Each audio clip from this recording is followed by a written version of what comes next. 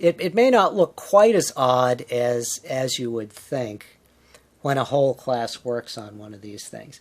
Now, what does look a little odder is a situation in which you have enough computers so you can have individual kids or 2 or 3 kids working on a story at the same time. In other words, sort of a small group arrangement around the classroom. That's a little noisier and probably a little less conventional looking. But it does work very well, particularly with the younger kids that I work with now. I work with 6th graders at the moment, 10, 11-year-olds. And they are very, very good at kind of filtering out the background noise and focusing on what they're doing with their partner or partners in a small group. That looks a little bit unusual. Sometimes also when kids are writing interactive fiction, which in my case happens mostly in an interactive fiction club that we run after school.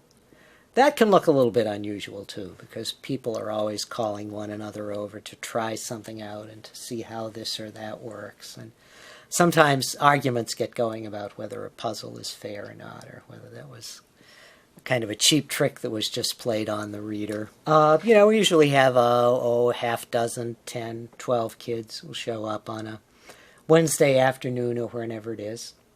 And some of them are more into reading stories, some of them more into writing stories. There's usually a lot of interaction, a lot of working together. And sometimes really interesting stuff is accomplished. Some decent stories have been written in the club. And I was particularly pleased this year to see 2 of my 7th graders, kids I've been working with for 2 years now, actually make their way through a story called The Dream Hold, which is a long and in some ways complicated story, and make it all the way through the story. It took them just about the whole year to do it, but they did it, and it was quite an achievement. I was around 1981. My wife and I had bought a home computer for my son, who was around 10 years old at the time, 11 years old actually, and we were looking for software. This was a Texas Instruments 99 4A home computer. 16 kilobytes of memory. It was a powerful computer in those days. And he came upon the fact that there existed a series of programs called Scott Adams Adventures. Not the comic strip guy, this is a different guy. And he decided that he wanted to try one of those, knowing that it had no video to it, knowing that it wasn't a video game of any sort. And so we together worked our way through a story called Pirate Adventure. Very simple story, hardly a story at all, really, more a series of puzzles connected by a little bit of text. We saved our progress on a tape recorder, a cassette tape recorder. Took about 5 minutes each time we wanted to save a position. And eventually, over a period of a month or so, we solved all the problems and worked our way to the end of that story. So it was really a very memorable experience. There was a sense of, somewhat of a sense of reading a story. There was a sense of solving interesting problems. And there was even a sense of creating the direction of the story a little bit as one went along. That happens even more with more sophisticated interactive fiction. But it really hooked both of us, I think. And when stories like Zork and Planetfall came along with real plots, real characters, that was pretty wonderful. That was pretty amazing. After doing a bunch of other Scott Adams adventures, which were pretty much the only interactive fiction that was available commercially at the time. There was some type in your own stories that would sometimes appear in computer magazines. In those days, you would type in a program in BASIC and see what kind of wonderful things it did. There were a few of those too, but mainly it was the Scott Adams adventures until Infocom came along and changed everything. Definitely. Zork 1 was the first one that I did on an Apple II computer at school. And the second one was Planetfall. And Planetfall, I thought, was really a wonder. With an actual character other than the player character whom you could relate to. He's a robot character named Floyd, who at one time in the story appears to die. And it is really quite an emotional moment. At least it was for me. Wonderful story. It's one that I have used with kids a little bit over the years, although it is difficult for kids of the age I teach now, middle school kids. Well, I say to them, here's a form of literature you may or may not have seen before. And I will start up Arthur the Quest for Excalibur, or Wishbringer, or Winter Wonderland, or The Firebird. And that's how I introduced the form initially, simply in an experiential way, with really no introduction. Let's just get into this, have a look at it. Usually they become very interested very quickly and will ask to try some more of that story the next day or very soon thereafter. And then I'll get into explaining a little bit about how interactive fiction works in terms of some of the conventions, some of the sorts of sentences that the story will recognize, some of the conventions about what one can assume about the player character, ways of interacting with other characters, the kinds of problems one might encounter. But my way of introducing is really not to introduce. It's just to say, here this is, let's try it. It's a form that has tremendous appeal to students of a wide variety of abilities, wide variety of reading interests, wide variety of other interests, does not have particular appeal to one gender more than another. Virtually every middle school class that I've worked with interactive fiction finds it to be the class's favorite form of literature. I don't mean that each one individually, each student individually will go out and read IF a great deal, but as a form of literature to be experienced together with other people, to be read together with other people, to, in a small way, create the story with other people, has very, very powerful appeal. They much like to work together on interactive fiction. As I mentioned, it's particularly successful with a whole class working together. But in the case of, say, the choice between working with one or two other kids and working individually, students work much better in pairs or triads. They stay very focused. There's not particularly a problem with students being distracted by the fact that there are other kids working with them. But by and large, the more interaction among kids as they're interacting with the story, the more appeal it has for them. Well, I certainly see them as different. The sort of play-tested, similarly packaged, similarly written stories that Infocom produced have a tremendous appeal. You can recognize, you know what you're getting when you get into an Infocom story. And they are certainly well done. There's no question about that. But the newer stuff is like that too in many ways. And I just read an Emily Short story called Savoir-Faire. And it is remarkably fine in the writing, in the planning, in the programming. It's just an absolute gem that takes really, many ways, the best of what the Infocom writers were able to do and brings it to a just a little bit more interesting artistic level. It's what I think Infocom would have been doing if Infocom were still in business today. It would have evolved in that direction where you have a little bit more of a story, a little bit more interesting characters, a little bit more thematic variation. So certainly, I think anybody who reads IF sees a difference between the classic Infocom stories and the stories that are produced now. But one is not better than the other. And the newer stories in their own way are more advanced than the Infocom stories. And I really noticed that when I work with the kids.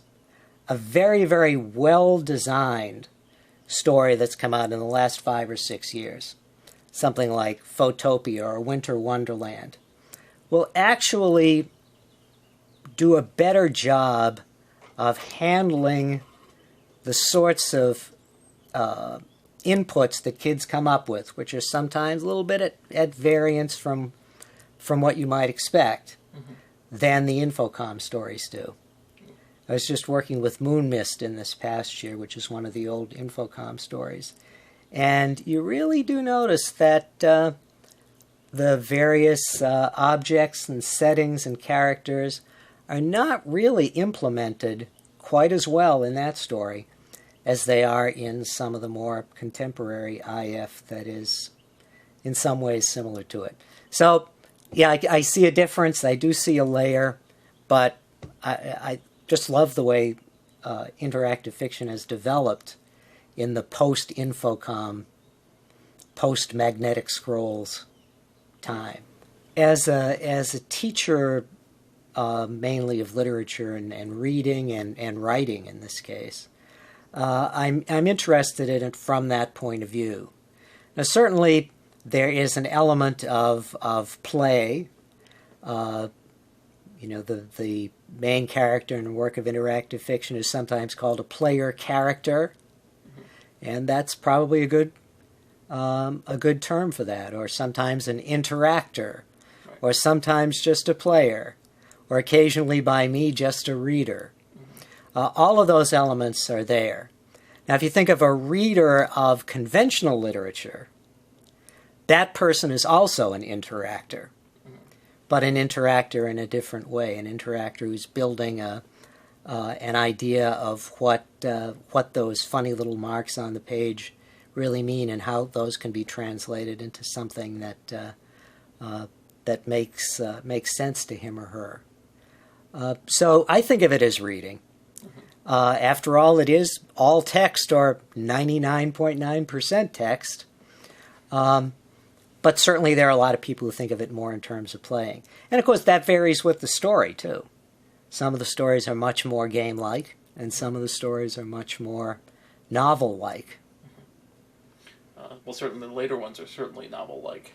They tend to be more novel-like, yes. Yeah. Although, of course, there are always some sort of nostalgic throwbacks to the puzzle fests of the past. I like Photopia very much. I like A Mind Forever Voyaging very much. I like Wishbringer very much, both for my own reading and for use with kids. I like Trinity quite a lot. And I like The Firebird a great deal. I think all of those are absolutely fine stories, but then so many of the others are too. As I mentioned, Planetfall was really quite a revelation for me. Thought it was an excellent piece of work. The very recent story by Emily Short called Bronze, retelling of Beauty and the Beast, is to me a very, very fine story. There are so many, it's hard for me to really list them all. There's an agreement that alternate solutions to puzzles, particularly to hard puzzles, in a story in which puzzles are at the heart, is probably a good thing. Even alternate routes through a story. One of the stories that did very well in the last fall's IF competition is a story called The Color Pink, that has paths through the story, one of which involves kind of clever, nonviolent solution to puzzles, another of which involves more violent solution to the puzzles. And one can switch back and forth between the paths at times, so that there are not only alternative solutions, but there are ways of following paths that lead to alternative solutions. So, I would say that in the contemporary stories, that's a value that's held. It doesn't happen in the case of every story, particularly, I think, stories that are driven a great deal by the plot and don't really so much have problems per se. Then there isn't as much of a need to try to develop ways of more than one way of solving a problem. Alternate endings seems to be a very highly held value at this point. More than one possible reasonably good outcome of the story. Now there is, of course, a tendency for kids with their video gaming experience to think initially that some sort of fairly violent physical action is going to be the solution to just about every conflict. It doesn't take them very long, though, to see that designing an IF story that way would produce a pretty boring result. That it just wouldn't be interesting at all. And they quickly get used to the idea that the solution to a problem has to be some kind of a clever solution to the problem. Now, that doesn't entirely get around, of course, the whole question of whether it's a moral solution to a problem or not. In the last couple of years, almost against my better judgment, I've been using with one of my classes a story called Lost New York. And it's a very fine work of interactive fiction, but it is not intended for kids. And a couple of the solutions to puzzles are of questionable morality. One of them involves stealing an overcoat from a drunk. You're going to do something very good with the overcoat. You're going to give it to someone who needs it more and is probably a more deserving character. But still, it's a solution of a morally questionable nature. But those issues, I think, kids can discuss, and they can understand the nature of the problems and the nature of the moral trade-offs. I'm a bit of a lurker on the news groups for interactive fiction, which are very active and really very fine sources of information. But a lot of the authors, the implementers, know about the website that I maintain that's about teaching with interactive fiction. And I have occasionally corresponded with some of them, including Neil DeMoss and Bob Bates and Steve Moretsky and Emily Short and some of the others, Bonnie Montgomery. So they are aware that interactive fiction is getting at least some use in schools. And they seem to be very appreciative of that. And they certainly don't mind commenting on the stories or communicating back and forth once in a while with the kids. They're very supportive of getting IF into classrooms. Very recently, I did ask Emily Short if I could remove a couple of references that would be a problem just for use in my classroom.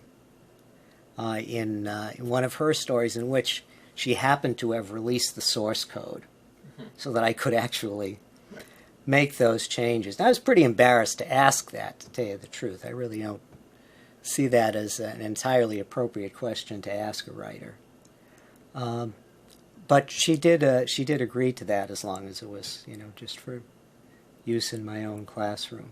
It's the only time I've done that. Of course, one of the issues with Photopia is that it starts with a scene that has a lot of cursing in it, at least in most versions of the story. Right. But as soon as that scene's over, there's nothing else that's problematic.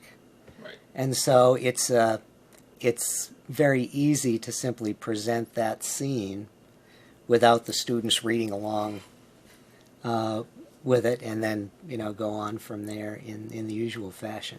And that case is a little more complicated because Adam Cadre, the author of that story, actually produced a version of the story that doesn't have the cursing. The ending of Photopia is much like the ending of The Giver. It's an ending that, although it's more clear what has happened when one pieces it all together than it is with The Giver, it's still an ending that that many people find shocking because they don't expect the story to end at that particular point. So there are certainly literary elements of that sort that have to be bridged. Now, in dealing with interactive fiction, though, there are also the elements of particular types of problems that have to be bridged. And one of the ways in which interactive fiction is challenging from a teaching standpoint is that, if you have to be familiar with The Giver to teach it well, you have to be that much more familiar with Arthur, the Quest for Excalibur to teach it well, because along the way there are problems that can come up, difficulties that the player character faces that you may not have even run into, or you may not have experienced even as a difficulty the first time you read the story. In other words, you need a very, very close relationship with the text. You have to really know the story in order to be able to help kids over problems along the way, over issues that they're not expecting, over interactions with characters that constitute a type of problem that they perhaps are not anticipating. Mm-hmm. Kids will come back with questions about the player character and the fixed nature of the player character. Why can't I fight the dragon successfully? Well, you happen to be a postal clerk and you don't have any way of fighting a dragon successfully. That's just the way this particular story is. That's the framework of this story. You can shape the character of the postal clerk somewhat in terms of what you decide to have the person do. The person can be something of a joker as you shape him or her and try lots of funny, crazy things as opposed to just straight-ahead problem solving. But there is a somewhat fixed nature to the story. It's a story that an author has created or implemented, if you want, as opposed to a story that you, the reader, are actually creating and can go in virtually any direction that you want it to go in. But kids do come back with questions and issues from time to time. There's no doubt about that. Most of those happen when kids are reading a story individually, or maybe with one other kid, and they're finding a certain type of problem really annoying. Now, of course, if that's happened to kids, it's probably happened to other readers of the story at some time or other. And of course, a classic example of that in IF is the problem of mazes. Mazes were a staple of early interactive fiction. It seemed as though virtually every story had at least one or two mazes that you had to somehow map your way around in and figure your way out of. Over time, mazes have become more or less anathema to designers of interactive fiction. They're not very much in vogue anymore. So sometimes it's just helpful for kids to see that some of their perceptions have been other people's perceptions as well. Usually, though, if with a little bit of urging in the right direction, maybe with some hints that the author doesn't provide, kids will go back and apply themselves and see something about why the story was designed that way. Or maybe if they're writing a piece of interactive fiction, they'll think, well, I'm not going to do that to my reader. Mm-hmm. I remember I asked Bob Bates once about a puzzle in Arthur, the Quest for Excalibur. I thought it was a really neat puzzle, quite a unique puzzle. involves jousting. He didn't remember it. It had been a long time. He'd written a lot of stuff since then. And, he just didn't really quite remember that puzzle and how that worked.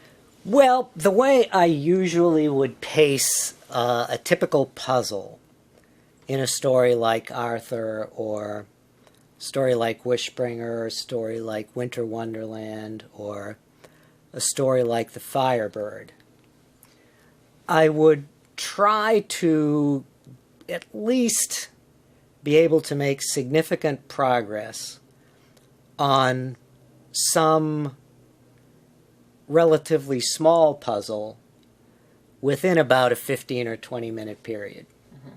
So I would usually try to offer whatever leading suggestions were necessary to get the class going somewhat in the right direction, so that over a period of maybe about 40 minutes, we would be able to say, well, we've solved that one. It looks as though we've gotten past that puzzle. Now, that said, one of the great advantages of working with these stories with a whole class at the same time, which to me is the greatest power of the medium from a teaching standpoint, is that there are so many points of view on the puzzles. And kids will think of things. They will think of things that are quite unique. Every time I go through these stories, even though I've done some of them now 20 times with 20 different classes, somebody suggests something that actually makes sense to try that I have never tried before. And sometimes those turn out to be solutions that work. So having that situation in which there are 20 kids there, 20 different minds working on this at the same time, usually they're going to come to a solution without my having to be too leading about it. Certainly the existence of the internet, and particularly the IF news groups that I've mentioned a couple of times, created it for me, and I'll bet for a lot of other people, the sense of an actual IF community. A sense that there was a group of people, maybe a pretty small group, scattered around the world, who had an interest in this form of literature, and who were really willing to support each other in ways that were difficult and time-consuming sometimes, but were very, very willing to do that. Now, I think that teaching with interactive fiction poses some really significant challenges for teachers. It's not an easy technique. It's a wonderfully powerful technique. It's great for helping kids to solve problems, outstanding for improving kids' reading comprehension, unique in its power to help kids read with greater fluency. But it's not an easy technique. It really involves learning a new and inherently quite challenging form of literature, which is something, of course, most people never do in their adult lifetimes, actually learn a new form of literature. And it, along with many of the other challenges that go with teaching in the current era, it makes it difficult for teachers to work, even if they have one another to support. As you mentioned, though, there are some out there, and it's always gratifying to know that they're there, and that they're working at this from a variety of different points of view. In recent years, particularly, it's been interesting to hear from teachers who have kids writing interactive fiction, something that did not really happen until, I would say probably about 3 years ago. Have you tried much with Inform 7 yet? I have experimented with Inform 7, even briefly in one of my classes this past year. And I think it is a pretty wonderful thing. Up to this point, my kids have written mostly with written IF with a menu-driven program called Adrift, which is a pretty wonderful thing in its own right. But I think, and I'd really have to work with this more to be as clear about this as I can be about some of the other work I've done with IF. But I think that with Inform 7, it might actually be possible to teach kids to write an expository essay that would also be source code that could produce a work of interactive fiction. And the process of creating that, what I'm calling an expository essay, in such a way that it would actually compile and be a story, would actually help kids to write more clearly in a way that a human could understand the essay also. Right. That's pretty long-winded, I guess. And as I said, I'm not even sure it's true. Well, it'll certainly... But I think it might be. There are two problems, I think, that are primary in keeping interactive fiction out of classrooms. One of them I already mentioned. You have to somehow want to learn the form yourself before you can teach it to anybody else. And that is not an easy thing for many, many folks to do. Now, for some, it's pretty easy. They just kind of fall into it. You know, I met a math teacher a couple of years ago who surprised me by telling me all about the fun she'd had with Zork years before. You know, some folks do learn the form relatively easily, but many do not, and that is difficult. The other difficulty is more of a matter of the politics of teaching in 2006, and that is that we are in an extraordinarily conservative, one might even say reactionary era when it comes to teaching. With No Child Left Behind, with high-stakes testing, everybody feels tremendous pressure to teach to the test and to be able to show that everything that he or she is doing over time fits conventional categories of teaching to the test. And of course, interactive fiction does not.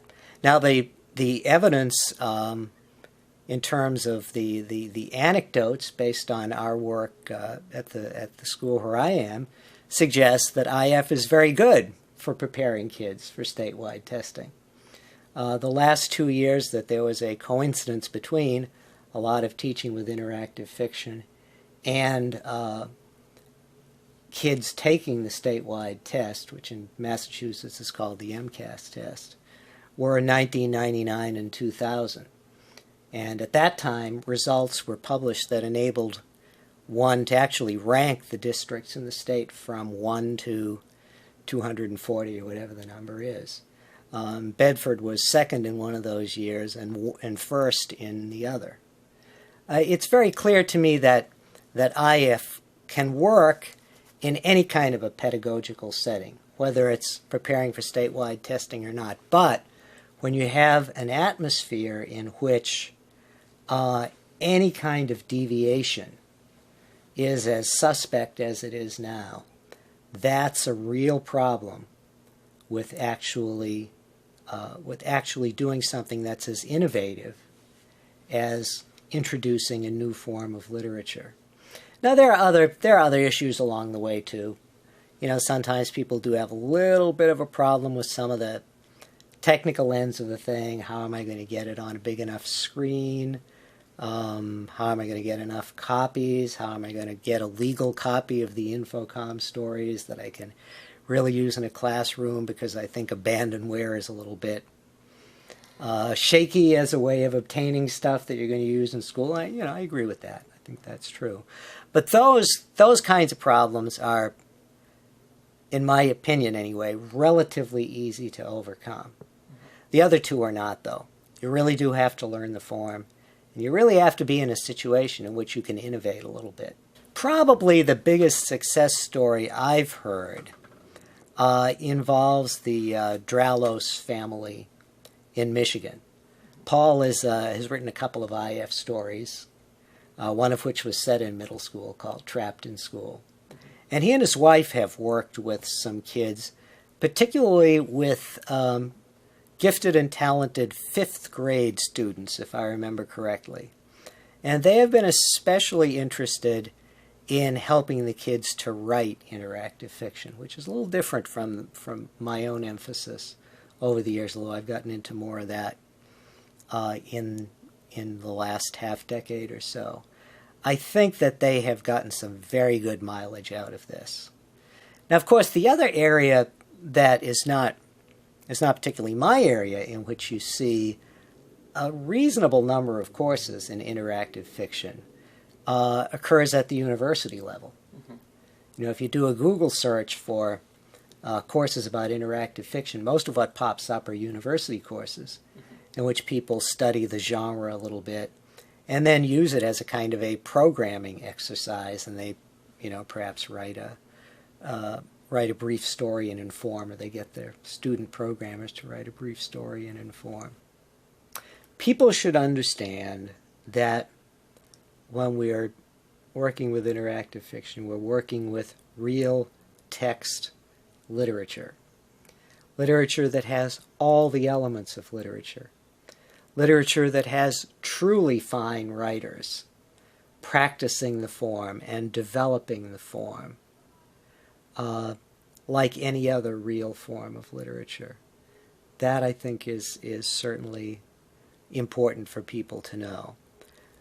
But from a teaching standpoint, it's important to recognize that this really is a form that has unique advantages that are different from every other form of literature that exists. I mean, this is the only form of literature that has built into it aesthetically designed pauses in the process of reading that are perfect from a teacher's point of view. There have been many attempts over the years to design lessons that interrupt the reading process at the right times to really get some good teaching done. But authors of conventional literature don't sit down and think about exactly where am I going to put that interruption. It's not part of their story. It is part of the aesthetic judgments that every writer of a piece of interactive fiction makes. It's a unique opportunity for teaching.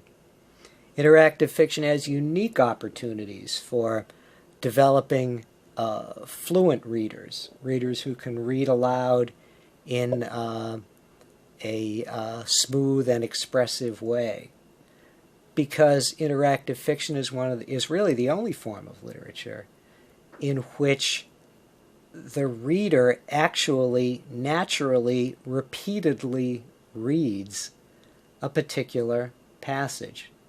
In the case of IF, particularly the type of IF known as a romp around a map, the repeated reading comes in when somebody comes into the same location repeatedly in the course of a story. And of course that happens with a great deal of IF.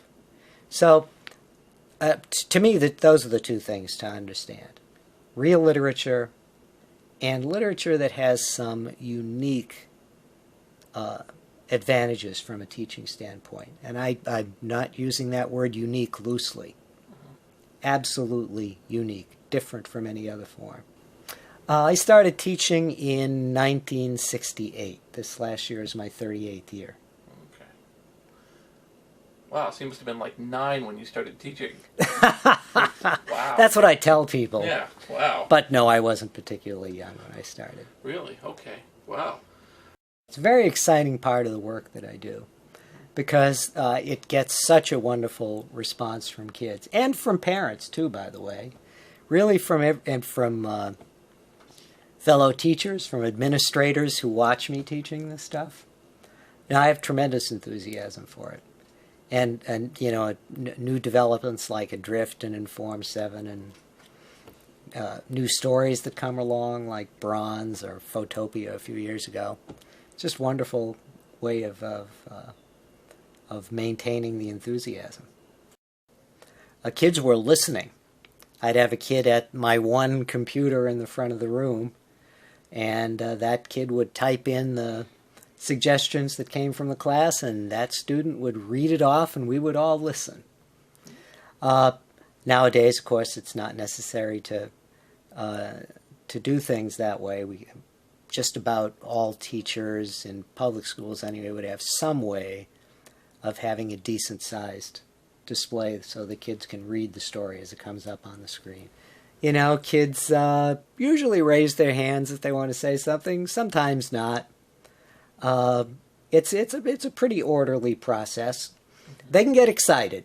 It certainly is a motivational tool. It's a great discussion starter. Kids have a lot to say. There's a lot of interaction. And it makes for a very interactive, discussion-based sort of class. But otherwise, it's a lot like any other class. You know, it's a lot like reading any other story that inspires a lot of interaction and discussion. One of the great things about IF, though, is the number of built-in pauses in the story. Mm-hmm. It just gives you so many more opportunities to discuss why this character did that, or what the heck is going on here, or what's being hinted at here, what's that bit of foreshadowing.